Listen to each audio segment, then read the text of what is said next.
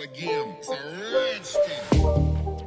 What's going on, everybody? It's the Bulls Show, aka Aidan, and welcome back to another video. Ladies and gentlemen, we've got an episode of Chicago Bulls Weekly to discuss with you guys today, looking at the previous results for the Chicago Bulls. And to be fair, one of the worst weeks that we've had this season. Talk about the awards that the Chicago Bulls players will be receiving today, as well as looking at some upcoming performances, upcoming games for the Chicago Bulls, where must-win games has to be won. Let's see if the Chicago Bulls can do it. It's an interesting week to talk about, but before we get started, please like and subscribe to the Bulls Show, turn notifications on, and let me know in the comments below your thoughts about the Chicago Bulls previous week and upcoming week, the importance and the relevancy of both weeks, and what do you expect the Chicago Bulls to be looking like when we talk next week about the Chicago Bulls. So we had 3 games in this previous week to discuss. I predicted we would win 2 out of the 3 games, and boy oh boy was I most definitely wrong, because we lost all 3 games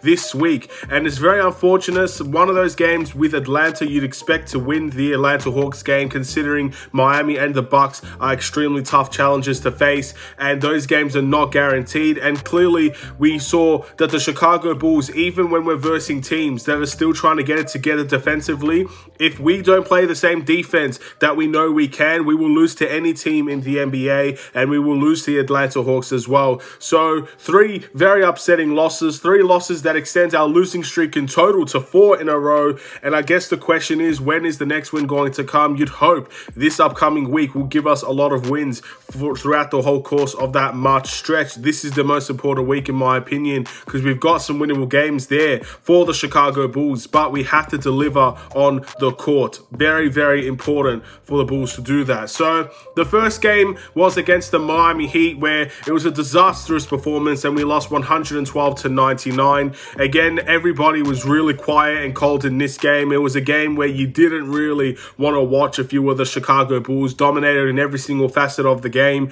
Very unfortunate to see a game like this happen. And this is the game that really began to ask the question about the Chicago Bulls competing with the elite of the elite.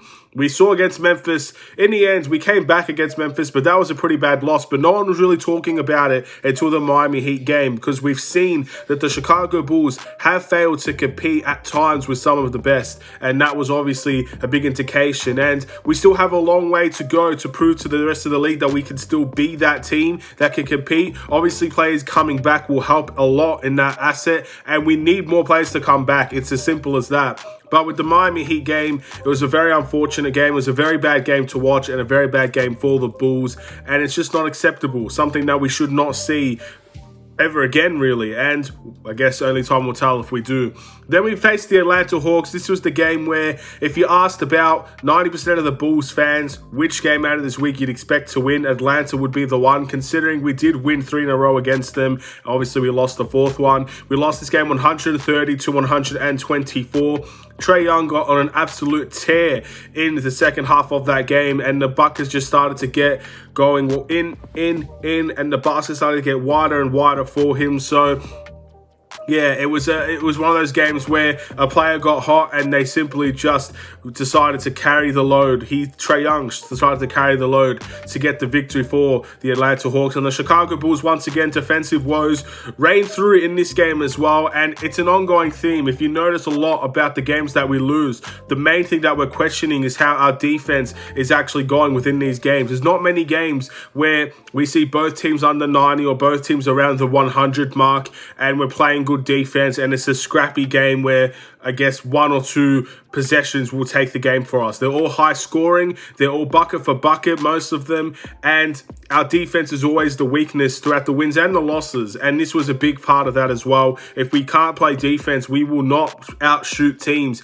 every single time. We've outshot Atlanta 3 games, because let's be honest, that every single game that we versed Atlanta has been high scoring. So we've outshot Atlanta for 3 games, but defensively we need to lock some of these guys up. and that was the big reason as to why we lost the Atlanta Hawks the fourth time around. Then the last game against the Milwaukee Bucks, we lost this game 118 to 112. Not too much to say about this game in total. I thought the Bulls competed very, very well, and it was an extremely disappointing performance in the fourth quarter, considering that all three quarters we had a very good standing in this game. We came back, we showed our momentum, we showed how good we could play when we're all locked in on defensively and we're playing the way that we want to play in transition.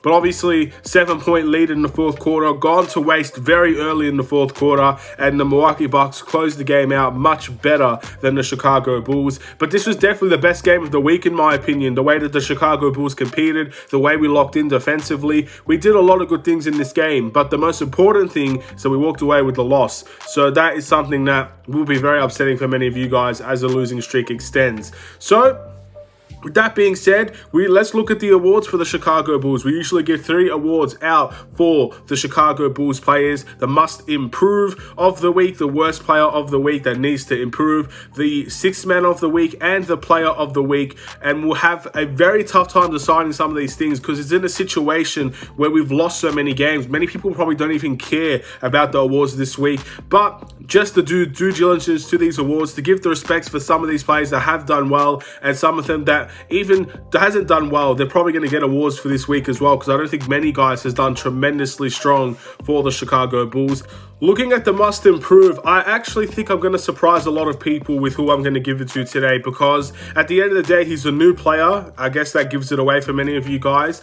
But also, there are some things that we need to work on with having a guy like him on this team, and his name is Tristan Thompson. He recently joined from the buyout market, and I understand people are probably saying Tristan Thompson is a great player. He's very aggressive. He has really good defensive capabilities and all of that, and I can completely agree with you. And I don't think defensively he's a problem this week. He's definitely not a must improve defensively, because I think he's one of the best defenders on the team at the moment. But there are some things that we brought Tristan Thompson in to do that, at least this week, because again, it's a very short sample size with Tristan Thompson, I feel like he's not doing very well. By far, his best game was against the Atlanta Hawks, and that was the key. Getting points in the paint and rebounding were very, very strong in that game against Atlanta.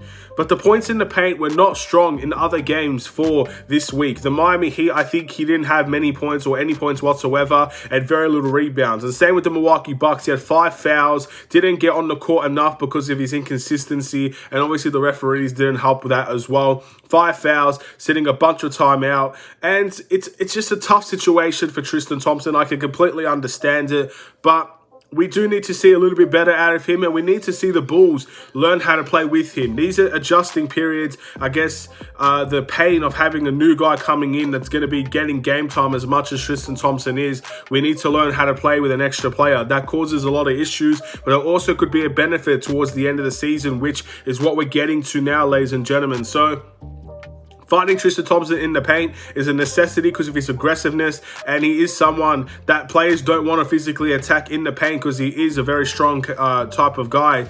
And also, we just need to see him get a little bit more rebounds, just try and help and contribute in that way, because if he's getting less rebounds than Javonte Green, is he really helping the Chicago Bulls where he needs to be helped? That's something that does need to improve as well. But overall, I have complete faith that we'll get things right with Tristan Thompson, and we'll get things right with the entire lineup once everybody's back. But that's definitely something that does need to improve.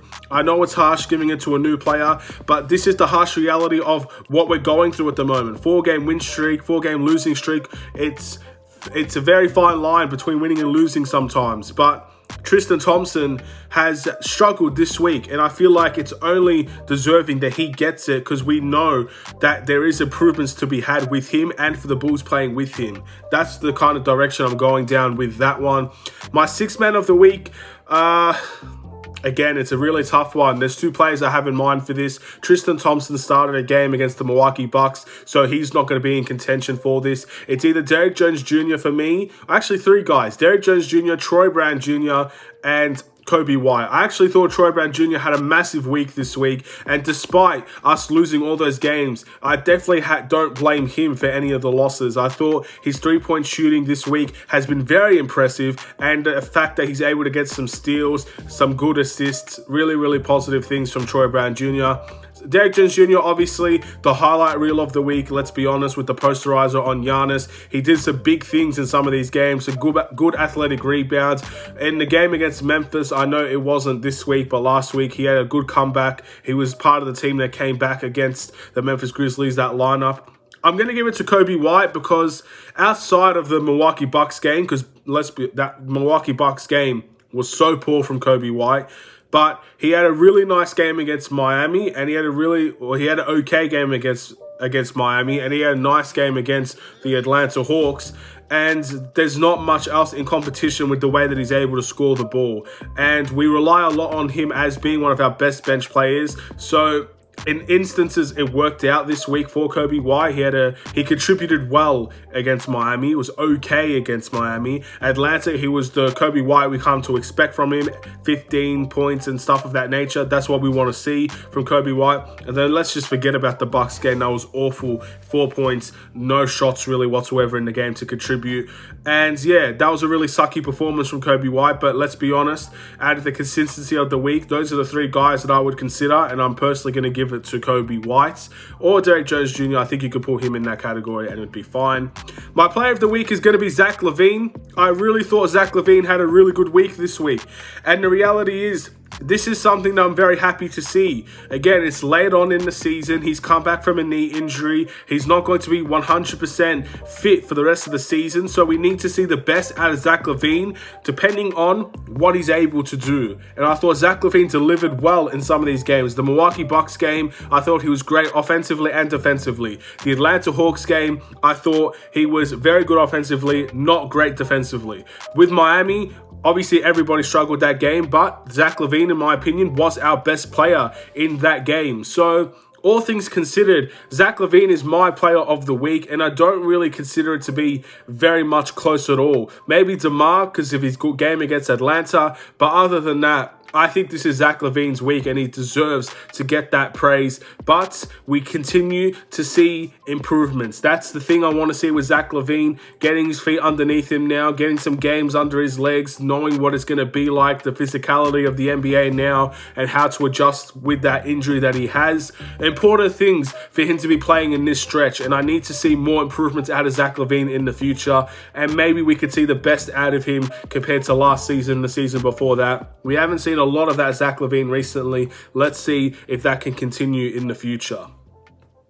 Looking at the games ahead, we've got 3 games this week. First game is definitely going to be the hardest of our season against the Philadelphia 76ers. Now, this team at the moment has been going on an absolute tear in terms of what they're going through. They recently lost to Miami. And they had a very low scoring performance in that game. But other than that, they beat the Cleveland Cavaliers. They beat the Knicks. They beat the Knicks twice, I should say. They beat the Timberwolves. This is what I think their lineup was with James Harden in there. So they've only lost one game, and that was obviously to the top team in the Eastern Conference in the Miami Heat. So the Chicago Bulls does have a lot of work to do if they want to win a game like this. It's not going to be an easy ride for the Chicago Bulls. Philly's going to be coming in very, very angry, all things considered. And for the Chicago Bulls, we just have to focus on doing our job and being desperate and internally motivated enough to walk away with the win against Philly. Fun fact, still to the point of Joel Embiid's career, he has yet to lose to the Chicago Bulls. The desperation of our team has to be what gets us over the line here. There's no 5-game losing streak. We can't afford to keep on losing. And this is a game where we're versing, in my opinion, an elite team. And we have an opportunity to beat an elite team and shut some critics up about the Chicago Bulls. It's a very important game, this one. We have to be motivated. We have to be ready to play. And we have to keep on attacking defensively and attacking offensively. And I think we have a good chance to beat Philadelphia. But it all comes with within, ladies and gentlemen. It starts off with the internal motivation. And obviously the play on the court, I think, should follow after that. Then we've got a relatively easier game away from home against the Detroit Pistons. The last time we versed Detroit this season, we've had a 3-0 start against the Detroit Pistons, and hopefully we can seal the deal and sweep them in a 4-game series. We all know Detroit are not at their best. They do have Jeremy Grant back. Last time we versed the Detroit Pistons, I think the last the last time we versed Detroit, they didn't have Jeremy Grant, and this was a really, really easy game for the Chicago Bulls. So they're going to be tougher to beat this time around, in my opinion, but it's still a game I expect the Chicago Bulls to walk out very confidently out of with a big victory. And then this game's a very interesting one. The Cleveland Cavaliers at home, the last game of the week to consider. Now, I'm not really sure how Cleveland approach this game, because obviously they've got Karis LeVert now. They can still go and play really big and play three centers, Larry Marketing, Evan Mobley, and Jared Allen, or they could go with Karis LeVert and go with a little bit more of a traditional lineup with two bigs and three smalls. But whatever the case may be, this is also a game that I think is going to be a very close competitive bout, but it's an opportunity right there for the Chicago Bulls to walk out with a win from. We've beaten Cleveland Cavaliers once this season. They've beaten us once this season. So it's an even tie in terms of who's going to win this game. Both of them have relatively equal records. Cleveland have 2 games below us at the moment, but things can change over the week if we're not careful. So I really hope we can walk away in one of the more important games of the week with Cleveland and with the Philadelphia 76ers. 2 games, 2 rivals within that competition trying to overtake us and stay in front of us. We have to win those games, and obviously Detroit is a must win because that's the team we should be beating. That's all, ladies and gentlemen. Let's hope for the best for the Chicago Bulls. I'm not going to keep you guys too much longer, but thank you for watching this video. Please like and subscribe if you're new. Let's just hope the Chicago Bulls can turn things around. It's been a tough 4-game losing streak. It all starts with Philadelphia, and if we can beat Philadelphia, then the confidence will begin to brew for the Chicago Bulls, and then we might have more of that confidence to beat the Detroit Pistons and to beat the Cleveland Cavaliers, because the week after that is still very difficult for us. So simple as that, we've got to deliver. Have a wonderful and safe day. I'll see you in another Chicago Bulls video. Stay safe, stay healthy, stay tuned for more. Take care and peace.